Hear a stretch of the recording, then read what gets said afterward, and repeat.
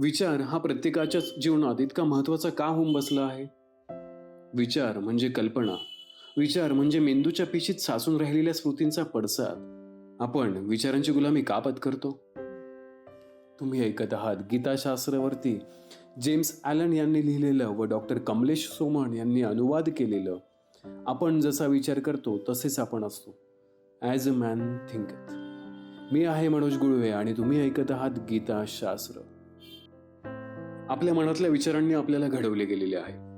आपण जे काही असतो ते आपल्या विचारांनी ठाकून ठोकून घडवले गेलेलो असतो.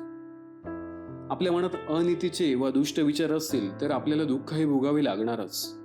गाडीच्या चाकामागून जसा बैल येतो तसेच हे आहे. जर एखाद्याने विचारात पावित्र्य आणि शुद्धता जोपासली असेल तर पाठोपाठ सुख आणि समाधान हे देहामागून सावली यावी तसेच त्याच्या मागून येणार हे निश्चितच. भाग 1. विचार आणि व्यक्तित्व. आपण जसा विचार करतो तसेच आपण असतो हे सूत्र मूलगामी व सर्वव्यापी असे आहे आणि ते माणसाच्या संपूर्ण अस्तित्वाला व्यापून उरते. यातही हे सर्वसमावेशक सूत्र आपल्या मनावर सतत अधिराज्य गाजवत असते. माणसाच्या आयुष्यातील प्रत्येक स्थिती आणि प्रसंग यांना विचार सहज स्पर्श करू शकतात. एकूणच माणूस म्हणजे अक्षरशः त्याचे विचारच असतात. यातही त्याचे व्यक्तित्व हे त्याच्या विचारांची गोळाबेरीज असते असे म्हटले तर ते अतिशयोक्त ठरू नये. एखाद्या बीजामधून रोप झेपावते पण बीजच नसेल तर रोपाचे अस्तित्व असू शकेल का? अगदी त्याचप्रमाणे माणसाची प्रत्येक कृती ही त्याच्या विचारातूनच आकाराला येत असते. मुख्य म्हणजे त्या विचारांशिवाय कृती ही संभवतच नाही. तुमची कृती ही उत्स्फूर्त असो वा पूर्वनियोजित किंवा जाणीवपूर्वक व पूर्व विचारांती अवतरलेली असो, त्याचा या ना त्या प्रकारे विचारांशी संबंध असतोच. कृती हे विचारावर उमललेले फूल असते. असे आपण म्हटले तर आनंद आणि वेदना ही त्याचीच फळे आहेत असेही आपल्याला म्हणता येईल. दुसऱ्या शब्दात सांगायचे झाल्यास माणूस आपल्या मनाच्या शेतीत उगवलेली कडू आणि गोड फळे गोळा करीत असतो. आपल्या मनातल्या विचारांनी आपल्याला घडवलेले आहे. आपण जे काही असतो ते आपल्या विचारांनी ठाकून ठोकून घडवले गेलेलो असतो. आपल्या मनात अनितीचे व दुष्ट विचार असतील तर आपल्याला दुःख हे भोगावे लागणारच. गाडीच्या चाकामागून जसा बैल येतो तसेच हे आहे. जर एखाद्याने विचारात पावित्र्य आणि शुद्धता जोपासली असेल तर पाठोपाठ सुख आणि समाधान हे देहामागून सावली यावी तसे त्याच्या मागून येणार हे निश्चितच. माणसाची वाढ ही काही जादूची कांडी फिरवावी तशी काही होत नाही. बहुतांशी ती नियमबद्ध असते. विचारांच्या अदृश्य जगात आणि दृश्य अशा भौतिक जगात कार्यकारण परंपरा अगदी अचूक आणि नेमक्या रीतीने कार्यरत असते. अत्युच्च कोटीतील नीतिमान आणि परमेश्वर सदृश्य अशा व्यक्ती या कोणाच्या उपकाराने वा जादूने किंवा अपघाताने निर्माण होत नाहीत, तर योग्य दिशेने केलेला सातत्यपूर्ण विचार आणि खूप काळ लाभलेला परमेश्वरी विचारांचा सहवास आणि पाठपुरावा यांचा तो नैसर्गिक परिणाम असतो. संत व महान व्यक्ती हे श्रेष्ठ प्रतीच्या आत्मनिष्ठ प्रेमधर्मी आधुनिक पुरुष असतात. त्यांचे मनुष्य जातीवर निर्वाज्य प्रेम असते.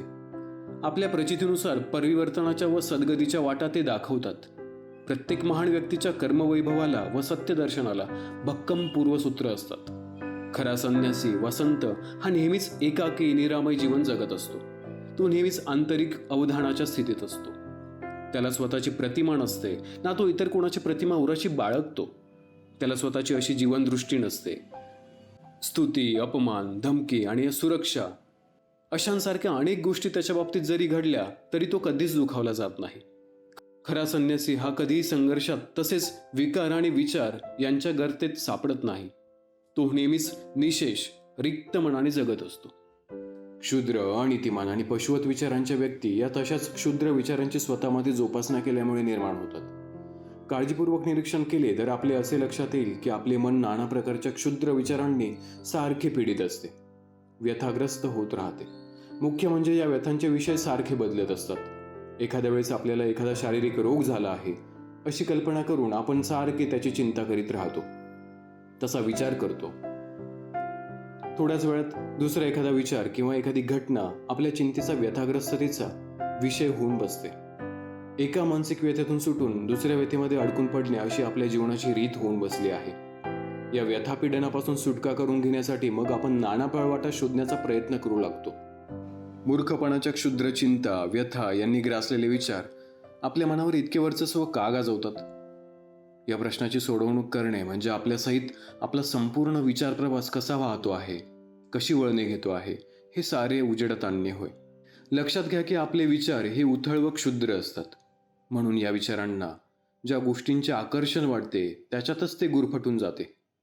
जी वस्तुस्थिती आहे तिला जेव्हा मी मान देतो तेव्हा तिची मला यथार्थ आकलन होते. एवढेच नव्हे तर माझ्या मनाच्या वरच्या स्तरांमध्ये एका प्रकारची शांती नांदू लागते. मनाच्या या वरच्या स्तरात जर शांती नसेल तर मन काल्पनिक व्यथाविचारांनी किंवा प्रत्यक्षातील अडचणींच्या चिंतांनी सतत ग्रस्त होत राहते. जीवनातील नकारात्मक विचारांच्या समस्येचे मूळ शोधून काढा. इतरांना दोष दूषणे देणे प्रथम थांबवा आणि आपल्या सर्व कृती उक्तींच्या प्रभाव परिणामकारकतेला आपण स्वतः जबाबदार असतो हे लक्षात घ्या. मी जबाबदार आहे ही मूलभूत जाणीव आपल्या ठिकाणी असली पाहिजे. कुठल्या प्रकारची समर्थने द्यायचे प्रथम थांबवा आणि आपल्या विकासाकडे लक्ष द्या. तुमच्या कुठल्याही सबबीला वास्तवाचा आधार नाहीये. तुमचे बाह्य विश्व हे तुमच्या आंतरिक विश्वाला प्रभावित करीत असते. तुम्हाला तुमच्या आयुष्यात परिवर्तन घडवून आणायचे असेल तर तुमचे विचार बदलायला हवेत.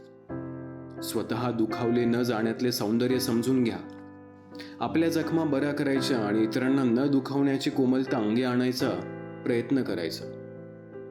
तुम्ही जर दुखावला गेला नाहीत तर साहजिकच तुम्ही इतरांना दुखावणार नाहीत. माणूस स्वतःला घडवतो किंवा स्वतःचा नाश करून घेतो. आपल्या विचारांच्या शस्त्रागारात तो अशी काही शस्त्रे घडवतो आणि बाळगतो की ज्यांच्या आधारे तो स्वतःसाठी आनंद, सामर्थ्य व शांतीचे महाल उभे करतो किंवा स्वतःचा नाश तरी करून घेतो. सुयोग्य विचारांची निवड आणि त्याचे योग्य वापर करून माणूस दैवी पातळीला पोहोचतो. या उलट अयोग्य विचारांची निवड व वापर करून माणूस पशुहूनही नीच पातळीला पोहोचतो. या दोन टोकांच्या मध्ये मानवी व्यक्तित्वाच्या सर्व छटा असतात आणि माणूसच त्यांचा कर्ता व स्वामी असतो. म्हणूनच आत्मशोध, आत्मज्ञान अपरिहार्य होऊन बसले आहे. आपल्या आत व बाहेर काय घडते आहे याचे आकलन करून घेणे फार फार महत्वाचे आहे. आत्मशोध घेणाऱ्याला जेव्हा स्वतःचे नेमके आकलन होते तेव्हाच एका प्रगल्भ व परिपक्व प्रवासास आरंभ होतो आणि एक प्रकारचे नवे शहाणपण आपल्याला गवसले जाते. एकूणच स्वतःचे रूप कळले, स्वतःची योग्यता कळली की सारे प्रश्न आपोआप गळून पडतात. कारण ज्ञान हाच अंतर्बोध असतो. तो ग्रंथातून कसा मिळणार? ज्ञानाची तिजोरी अंतर्यामी असते. आत्म्याविषयी जे सुंदर विचार या युगात पुनर्स्थापित केले गेले आणि प्रकाशात आणले गेले त्यापैकी माणूस हाच विचारांचा स्वामी असून आपले व्यक्तित्व घडविणारा आहे आणि तोच सभोवतालची परिस्थिती आणि नियती यांचा कर्ता असून त्यांना आकार देणारा आहे. हा विचार सर्वाधिक आनंददायी असून व्यक्तिमनाला आत्मविश्वास देणारा आहे. माणसात सामर्थ्य, बुद्धिमत्ता व प्रेम असल्यामुळे आणि तो स्वतःच्या विचारांचा स्वामी असल्यामुळे कोणत्याही परिस्थितीला तो तोंड देऊ शकतो. तसेच त्याच्यामध्ये मनातील तेव्हा स्वतःमध्ये बदल घडवून आणण्याची आणि स्वतःची पुनर्निर्मिती करण्याची क्षमता असते.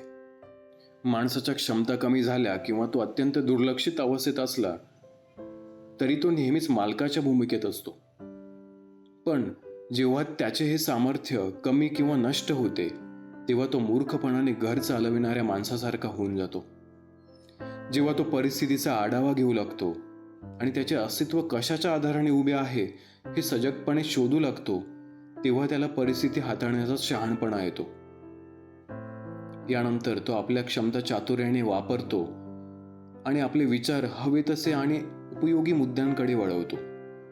जाणीवांना सतत जागृत करीत आणि त्यांना सर्वार्थाने जाणून घेत माणूस स्वतःमधील विचारांच्या चलनवलनाचे नीट निरीक्षण करू पाहतो. या विचारांचे नियमन आपल्याला करता आले पाहिजे. विचारांच्या नियमाबद्दलची ही जाणीव स्वतःच्या विचारांचे विश्लेषण आणि अनुभव यांच्या सहाय्याने होते. खोलवर खणून आणि खूप शोधकार्य करून सोने, हिरे मिळवले जातात. अगदी त्याचप्रमाणे माणूस स्वतःमध्ये खूप खोलवर शोधत गेला तर त्याला स्वतःच्या अस्तित्वाबद्दलचे सत्य गवसेल.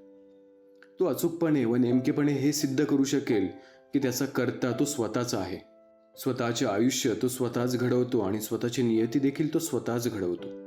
जर माणसाने आपल्या विचारांचे निरीक्षण व नियंत्रण केले व त्या विचारांना स्वतःवर आणि इतरांवर तसेच स्वतःच्या आयुष्यावर आणि आसपासच्या परिस्थितीवर होणारा परिणाम अभ्यासला, या सगळ्यांमधील कार्यकारण भाव अतिशय धीराने अभ्यासला, या अभ्यासाचा सराव केला, तसेच आपल्याला आलेला प्रत्येक अनुभव, अगदी रोजच्या आयुष्यातला साध्यात साधा अनुभव सुद्धा अभ्यासला, तर माणसाला स्वतःचे नेमके ज्ञान होईल.